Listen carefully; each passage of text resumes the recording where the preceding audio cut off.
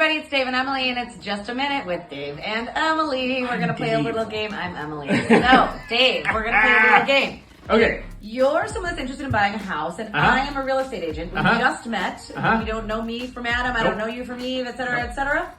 I don't even think that's a thing. But anyways, so if I take you to go see a house, and you're just a person that knows nothing about this process, what do you think I know about the situation? What is my function working with you?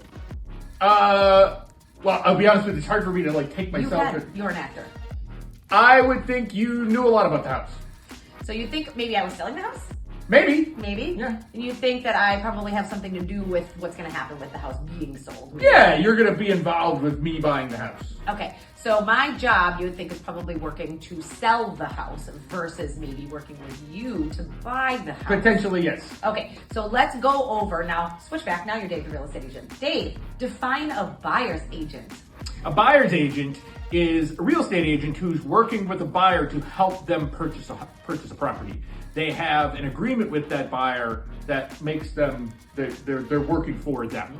There's some compensation involved in that. Usually that compensation is paid for out of the commission in the sale of the house, usually paid for by the seller, but it's a reciprocal relationship.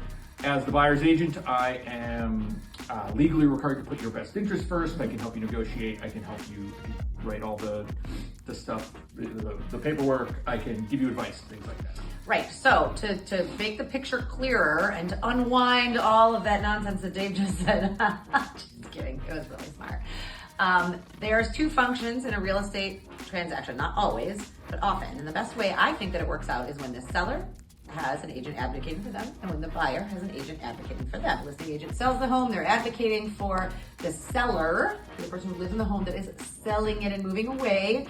They have the opportunity and ability and legal prowess to negotiate for that person, to sign contracts for that person or those people, and to essentially look out for the best interests. The buyer agent has that same ability to look out for the buyer. They are looking for the best interests and the best possible situation that could come out for their buyer. So they are not looking out for the seller. So they're very important. Yes.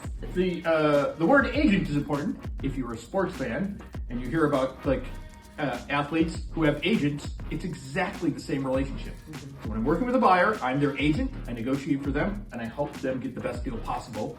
The seller has an agent, same sort of thing, who's representing them in the transaction. We talk a lot. We help make the transaction happen. Yeah, we do all the complicated stuff in the negotiating. That is our place of expertise, and that's what we do for you. So end of the day, this kind of relationship is relatively new in the real estate industry as of the last, 40 years maybe. Oh, like that, yeah. Prior to that, and still I think a lot of people out there think, see a house for sale, call the number on the sign or call the listing and the person's face that pops up online. Do not do that. Here is why. They're not evil, awful people. They're wonderful people. They are working but they're probably not. They're working for their seller. They're not working for you. If you call them, they'll be happy to talk with you. But any commission that is going to happen, then they will keep and they will not be advocating for you. Again, not terrible, awful people. They're just not working on your They legally have to represent their client, who is the seller. That's their job. They can't give you advice. They can't help. They can't help you negotiate. They can do what you want. They can fill out the forms for you, but they can't provide the level of service that an agent working for you as the buyer's agent can. They cannot. And buyer's agents will run around and hustle and drive you places and take you to see homes and do all these amazing things for you. And you, as much as they would love to have you work with them forever, you are not obligated to work with that person. And you don't have to pay them an hourly wage or anything like that. They're doing this is their job. They want to work with you and they want to help you find a home. So be aware of the phrase buyer's agent. They are there to work with you as a buyer and work for you as a buyer. They don't have anything necessarily to do with the home that you're interested that's for sale, except for the fact that they can find out a lot of information about it. They can take you to see it, and they can talk to that agent if you want to take a next step to put an offer in and negotiate about purchasing that home. Clarity? Sure, Yeah, absolutely. Anything else to add, Dave? I don't. All right, well, happy Friday, everybody out there. Thanks for sitting through 2 parts about buyer agents.